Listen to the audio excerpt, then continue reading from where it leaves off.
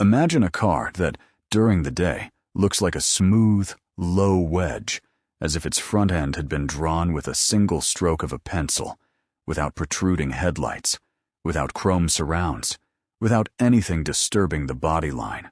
Then night falls, the driver flips a switch, and suddenly the car opens its eyes.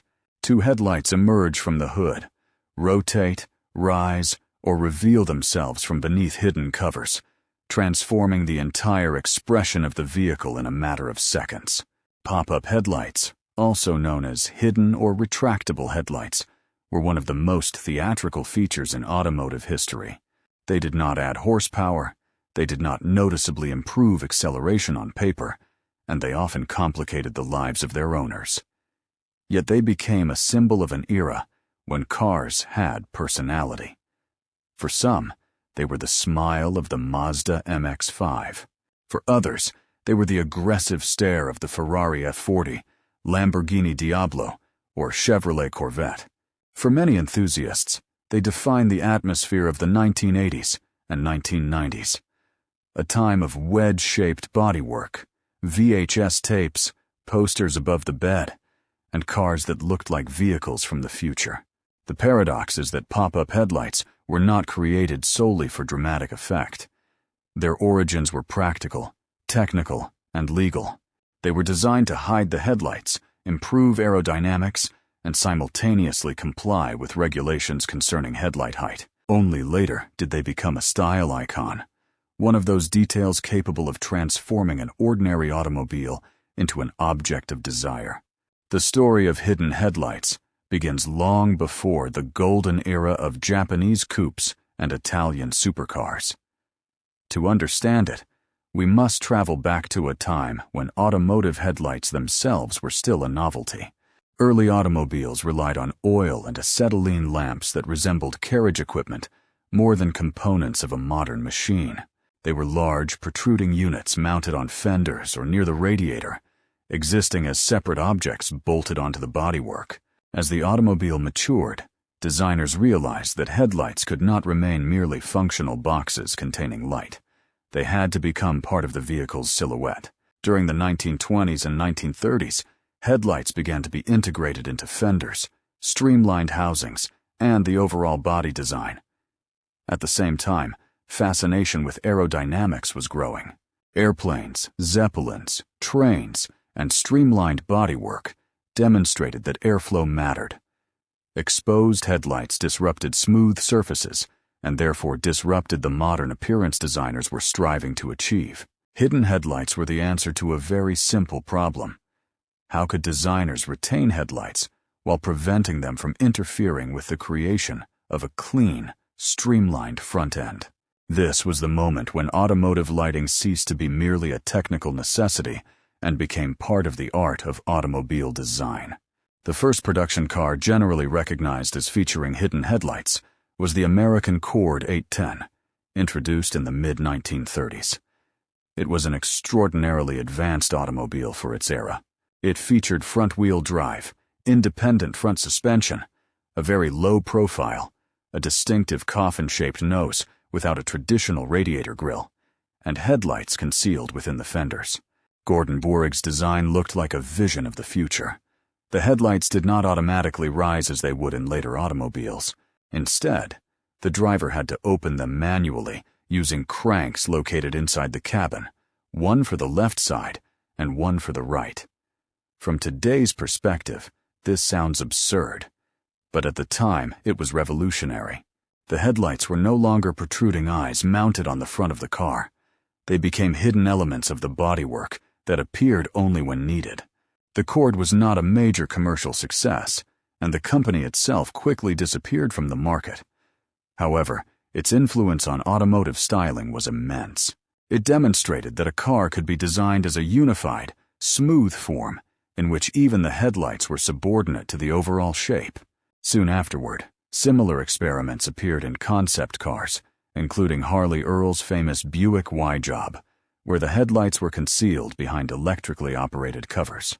It was at that moment that the idea of a car capable of changing its face was born. It is worth distinguishing between several types of headlights that are commonly grouped together under the term pop-ups.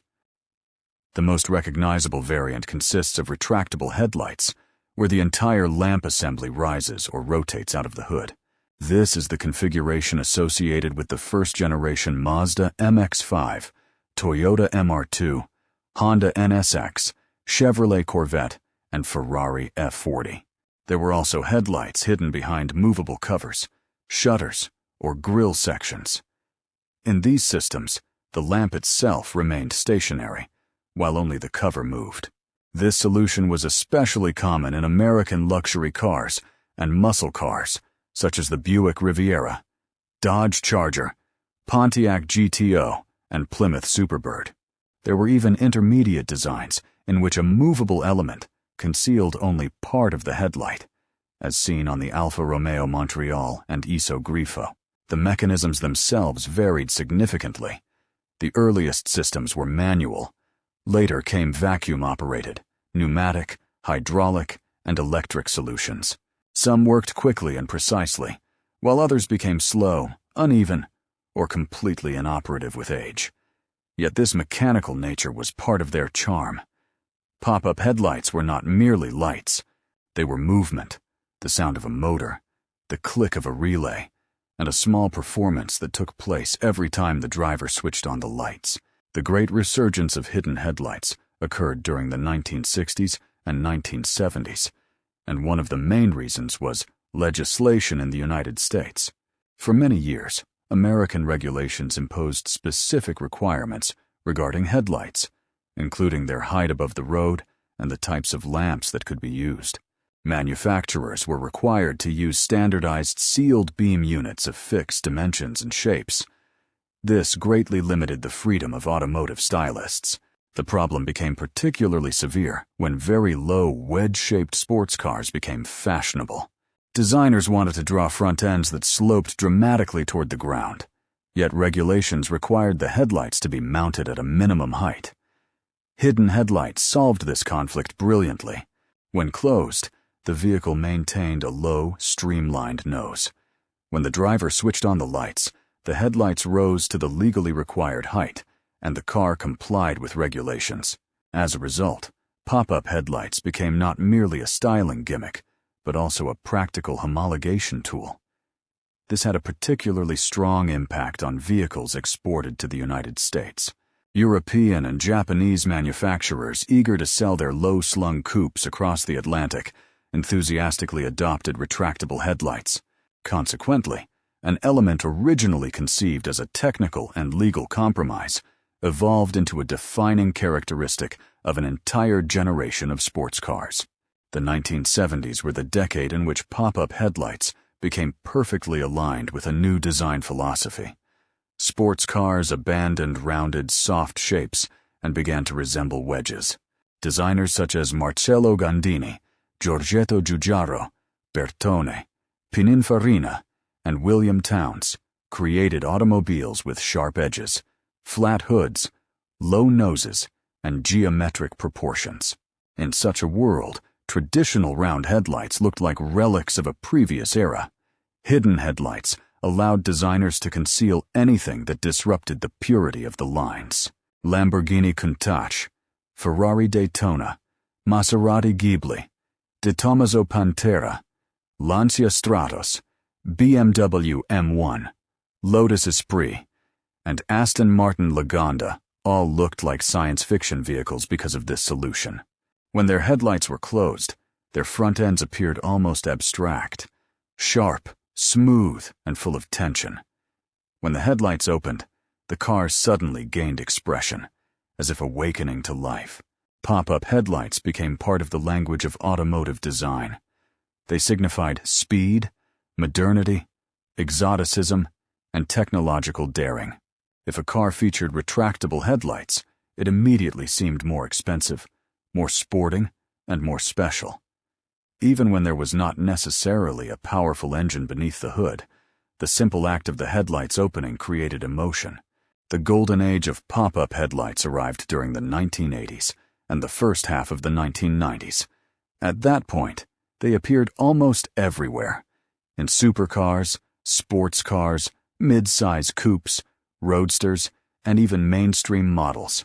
Ferrari used retractable headlights on a remarkable number of vehicles, including the Berlinetta Boxer, 308 GTB, 328, Testarossa, 288 GTO, F40, 348, F355, and 456. Lamborghini had the Countach and Diablo. Porsche experimented with them on the 914, 924, 944, 968, and 928.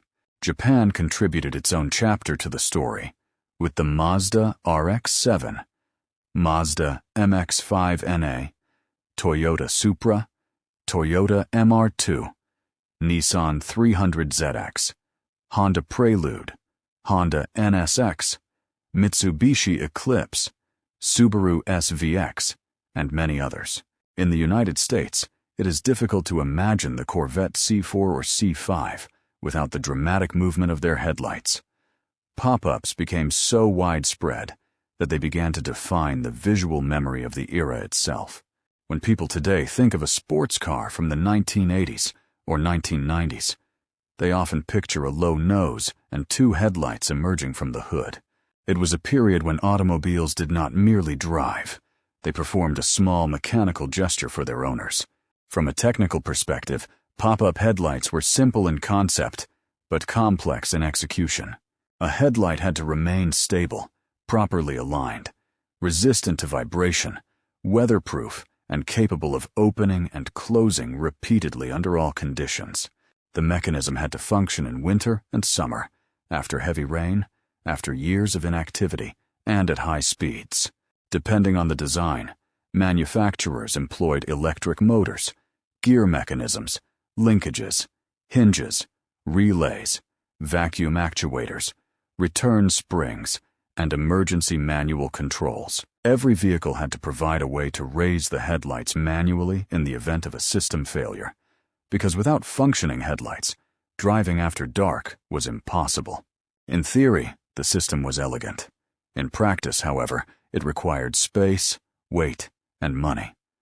The mechanism occupied valuable room beneath the hood, increased production costs, and complicated collision repairs. As time passed, familiar problems emerged. Burned-out motors, worn gears, corroded electrical contacts, leaking vacuum lines, seized hinges, or headlights that opened unevenly. The famous wink, a situation in which one headlight opened while the other remained closed, could be frustrating for owners. Yet for enthusiasts, it became part of the cultural charm of these cars. Pop-up headlights were mechanical, imperfect, and precisely because of that, they felt human. Perhaps the greatest paradox is that hidden headlights both improved and harmed aerodynamics at the same time. When closed, they allowed designers to create an extremely low and smooth front end. This improved airflow and gave stylists tremendous freedom. That is why they suited wedge-shaped sports cars so perfectly. The problem appeared when the headlights were raised. Once open, they created additional drag, disturbed airflow, and at high speeds could negatively affect stability and performance.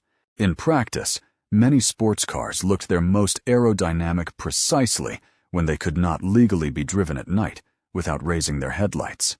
Even so, the compromise remained acceptable for decades because the styling and homologation advantages outweighed the drawbacks. In competition cars and extreme performance vehicles, engineers searched for various solutions. The Ferrari Daytona initially featured headlights concealed behind a transparent cover, but American market regulations eventually forced the adoption of pop-up headlights. The Plymouth Superbird and Dodge Daytona used hidden headlights so that their long aerodynamic noses could function effectively in NASCAR competition. The Ferrari F40 concealed its headlights low within the bodywork, integrating them into the car's uncompromising aerodynamic philosophy. Pop-up headlights were therefore both an aerodynamic tool and an aerodynamic compromise. Their effectiveness depended entirely on whether you viewed the car during the day or at night. It is impossible to discuss pop-up headlights without mentioning their influence on the character of specific automobiles. The Mazda MX-5NA would not be the same car without them. Its headlights resembled eyes, and when raised, the entire vehicle appeared cheerful and friendly. This is one of the reasons it remains one of the most beloved roadsters ever built. The Ferrari F40 used pop-up headlights in an entirely different way. Their purpose was not charm, but function. They allowed Ferrari to maintain an extremely low nose while ensuring that every detail served performance. The Lamborghini Diablo, with its headlights raised, resembled a predator baring its fangs. The Porsche 928 featured one of the most unusual systems ever created, as its round headlights rotated forward rather than simply rising upward, giving the car a distinctive blend of futuristic and retro character. The Lotus Esprit incorporated pop-up headlights as a natural extension of its wedge-shaped body, while its appearance in James Bond films only reinforced its futuristic image. The Honda NSX demonstrated that retractable headlights could be elegant, refined, and engineering-focused without excessive drama. Each of these cars spoke a different design language, yet pop-up headlights gave them a common identity. They were a sign that the automobile in question was something special. Pop-up headlights became icons of the 1980s and 1990s, not merely because they were fashionable, but because they perfectly embodied the spirit of those decades. It was an era fascinated by electronics, automation, futuristic design, and the idea of the automobile as something that existed between engineering and pop culture. In films, video games, advertisements, and automotive magazines, cars equipped with pop-up headlights looked more advanced than the rest of the world around them. They resembled robots, capable of blinking. Children drew them in school notebooks. Teenagers covered their walls with posters of them. Adults dreamed of the moment when flipping a switch would transform the face of their car. Pop-up headlights belonged to the age of Gran Turismo, Need for Speed, VHS action movies, tuning culture, and late-night drives. During the day, the car appeared sleek and aggressive. At night, it opened its eyes and became the star of the show. That sense of theater is exactly why people remember them so fondly today. Modern LED headlights may be more effective, more intelligent, and safer, but they rarely make people smile. Pop-up headlights accomplished that effortlessly. They were among the last automotive features that were not purely optimized. They possessed personality. The decline of pop-up headlights had several causes, and none of them was a single outright ban. Contrary to popular belief, retractable headlights were never simply prohibited worldwide by one regulation. They disappeared because they gradually ceased to make sense in a world shaped by new safety standards, advancing technology, and rising production costs. First, pedestrian safety became increasingly important. Hard, protruding structures on the front of a vehicle increased the risk of injury during an impact. An open headlight assembly was essentially a rigid block that conflicted with modern requirements for smooth, energy-absorbing front-end design. Second, pop-up mechanisms were more expensive than fixed headlights. They required additional components, testing, homologation procedures, installation space, and long-term maintenance. Third, lighting technology evolved rapidly. Once American regulations regarding sealed beam headlights were relaxed, and projector, xenon, and later LED headlights became commonplace, designers no longer needed to conceal large, standardized lamps. They could create compact, efficient lighting units of almost any shape and integrate them directly into a low-slung front end. Fourth, fashion changed. Sharp wedges gave way to rounded bodywork, and pop-up headlights began to look like relics of a previous era. Among the last production cars to feature them were the Chevrolet Corvette C5 and Lotus Esprit, both of which disappeared from the market in the early years of the 21st century. With them ended one of the most distinctive chapters in automotive design history. How many cars were built with pop-up headlights? It is impossible to provide one exact figure because we are discussing not a single model, but a design solution used over many decades in production cars, prototypes, and special editions. Estimates suggest that retractable headlights appeared in more than 200 production and concept vehicle models. The total number of cars equipped with pop-up headlights reaches into the millions. Popular models such as the Mazda MX-5NA, Toyota MR2, Honda Prelude, Chevrolet Corvette, Ford Probe, Mazda RX-7, and numerous Japanese coupes were produced in substantial volumes. On the other hand, many of the most iconic pop-up equipped automobiles were extremely rare. The Ferrari F40 was produced in limited numbers. The BMW M1 was built in only a few hundred examples. The Jaguar XJ220 was also a highly exclusive vehicle, while some Italian supercars were assembled almost entirely by hand. This enormous range is part of what makes pop-up headlights so fascinating. They could be found in a car affordable to a young enthusiast, as well as in a dream machine worth millions.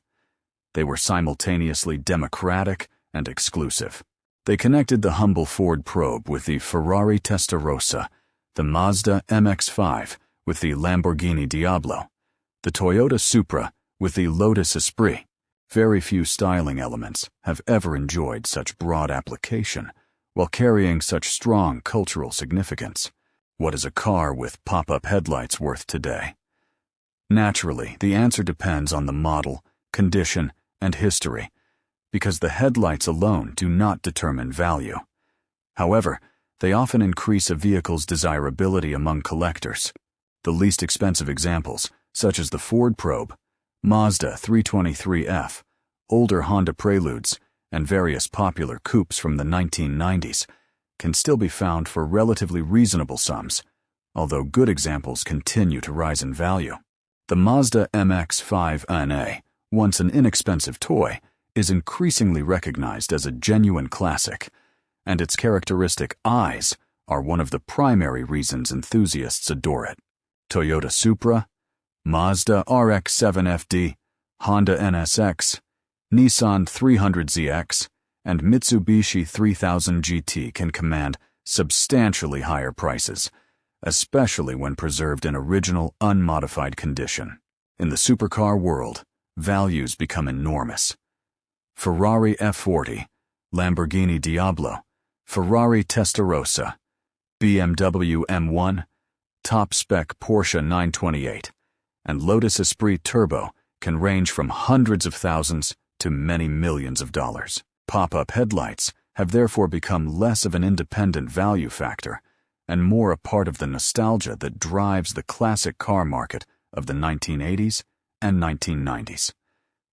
For collectors, horsepower is only part of the equation. Emotion matters as well, and retractable headlights remain one of the most powerful carriers of that emotion. Could pop-up headlights ever return? Technically, the answer is yes.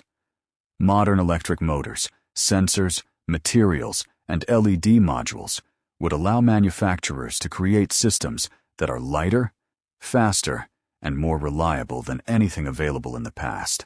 Independent designers regularly publish concepts featuring modern vehicles equipped with retractable headlights, and enthusiasts respond with tremendous excitement.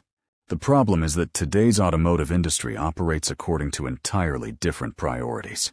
Manufacturers focus on pedestrian safety, low production costs, straightforward homologation, reduced weight, energy efficiency, and minimizing potential failures. Pop-up headlights complicate every one of those goals. In addition, many countries require vehicles to operate with headlights illuminated throughout the day, which largely eliminates the aerodynamic advantage of hiding them in the first place.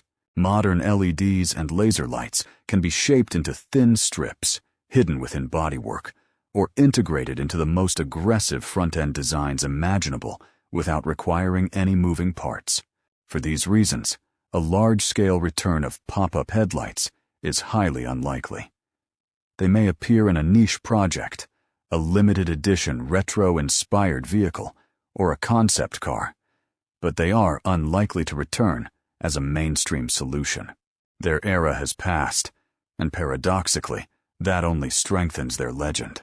Pop-up headlights are icons of automotive history, because they represent something that is becoming increasingly rare in modern cars. Mechanical theater. They were unnecessarily complicated, occasionally unreliable, more expensive to manufacture, and far from ideal from a safety perspective. Yet they possessed soul. They caused the car to perform a gesture that both the driver and bystanders immediately noticed. They began as a practical solution to problems involving regulations and aerodynamics, but eventually transcended their purpose to become a symbol of sports car design itself. From the Cord 810 and Buick Y-Job, through American muscle cars, Italian wedges, Japanese coupes, and finally the Corvette C5 and Lotus Esprit, pop-up headlights traveled a remarkable path from experimental innovation to pop culture legend. They were created because designers wanted to hide awkward headlights. They disappeared because the world became safer, more efficient, and more rational. And that is precisely why we remember them so fondly. They belonged to an era when a car could look like a dream, wink at its owner, and for a brief moment, pretend to be alive. Today, they are no longer the future of automotive technology. They are something better, a reminder of a time when automotive design could be bold, playful, and spectacular all at once.